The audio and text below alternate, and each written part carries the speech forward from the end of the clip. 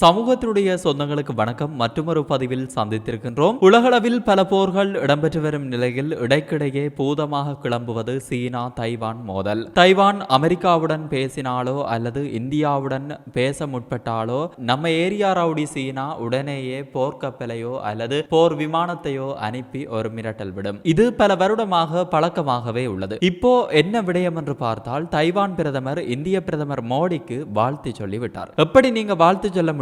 இதெல்லாம் நல்லாவே இல்லை என்று குழம்பிவிட்டது சீனா. இதனால் மற்றொரு போர் பதற்றம் ஏற்பட்டுள்ளது. கடந்த 2 வாரங்களுக்கு முன்புதான் அமெரிக்காவுடன் பேசியதற்காக தைவானை சுற்றி வளைத்து ஒரு மிரட்டல் விடுத்த சீனா இப்போது மீண்டும் தன்னுடைய வேலையை ஆரம்பித்துள்ளது. நாடாளுமன்ற தேர்தலில் வெற்றி பெற்றதற்காக வாழ்த்து சொன்ன தைவான் அதிபருக்கு பிரதமர் நரேந்திர மோடி நன்றி கூறியதால் சீனா கோபப்பட்டுள்ளது. நாடாளுமன்ற தேர்தலில் பிரதமர் நரேந்திர மோடி தலைமையிலான NDA கூட்டணி வெற்றி பெற்றதற்கு தைவான் அதிபர் வாழ்த்து தெரிவித்தது பெரும் சர்வதேச சர்ச்சையை ஏற்படுத்தி இருக்கிறது. மேலும் தைவான் அதிபர் வாழ்த்து கூறியதற்கு பிரதமர் நரேந்திர மோடி எப்படி நன்றி தெரிவிக்கலாம் எனவும் சீனா எகிறியிருக்கிறது. ஆசியாவில் தன்னை ஒரு நிகரற்ற சக்தியாக நிலைநிறுத்த சீனா தொடர்ந்து முயற்சித்து வருகிறது. இதற்காக ஆசியாவில் உள்ள மற்ற நாடுகளை தனக்கு அடிபணிந்து நடக்கும்படி சீனா கூறி வருகிறது. இதற்கு ஒத்துவராத நாடுகளை படையெடுப்பின் மூலமாகவும் அல்லது கடன்களை அள்ளி கொடுத்தும் அந்நாடுகளை தன்வசப்படுத்தி வருகிறது. இலங்கை,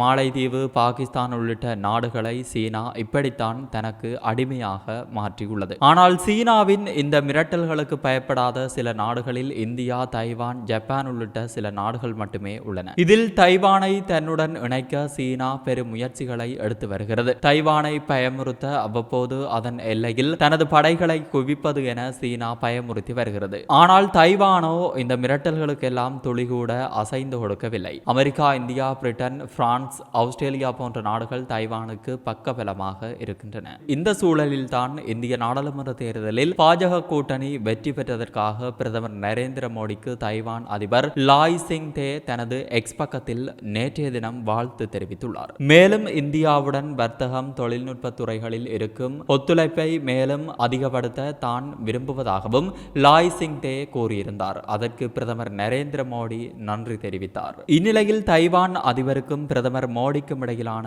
உரையாடலை பார்த்து பாய்ந்து வந்தது சீனா. இது குறித்து சீன வெளியுறவுத்துறை அமைச்சர் வெளியிட்டுள்ள பதிவில், தைவான் சீனாவின் ஒருங்கிணைந்த பகுதி. ஒரே சீனா என்ற எங்கள் பிரகடனத்தில் தைவான், ஹாங்காங் ஆகியவையும் இருக்கின்றன.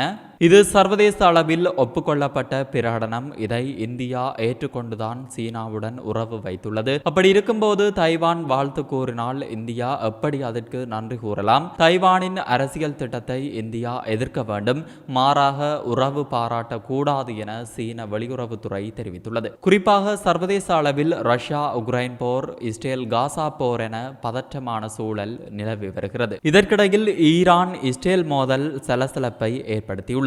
இந்நிலையில் சீனா தைவான் விவகாரம் புதிய பதற்றத்தை உண்டாக்கிவிடுமோ என்ற அச்சம் உண்டாகி இருக்கிறது. சமீபத்தில் தான் தைவான் நாட்டிற்கு புதிய அதிபராக வில்லியம் லாய் பதவியேற்றார். இதனையடுத்து அந்நாட்டை சுற்றிலும் சீனா ராணுவ பயிற்சியை தொடங்கியுள்ளது. இது போர் ஒத்திகை போல இருப்பதால் தைவான் மீது தாக்குதல் நடத்தும் திட்டமா என்ற கேள்வி எழுகிறது. தைவான் தன்னை தனி நாடாக கருதி வரும் நிலையில் சீனாவோ தன்னிடம் இருந்து பிரிந்து சென்ற பகுதியாகவே கருதுகிறது. வரலாற்று தகவல்களின்படி தெற்கு சீனாவில் இருந்து சென்றவர்கள்தான் தைவானின் பூர்வ குடிகள் என்று தெரிகிறது. 2ஆம் உலகப் போரின் போது தன்னுடைய குடியரசின் கீழ் தைவானை சீனா கொண்டு வந்தது. அதன் பிறகு பல்வேறு அரசியல் சூழல்களால் தனி நாடாக செயல்பட தொடங்கியது. சர்வதேச அளவில் 12 நாடுகள் மட்டுமே தைவானை அங்கீகரித்து வருவது கவனிக்கத்தக்கது. எனவே மீண்டும் ஒரு நாள் சீன குடியரசின் கீழ் கொண்டு வர காய் நகர்த்தி வருகிறது. சீன அதிபருக்கு தற்போது 71 வயதாகிறது. அடுத்த 10 ஆண்டுகளில் சீன குடியரசை எப்படியாவது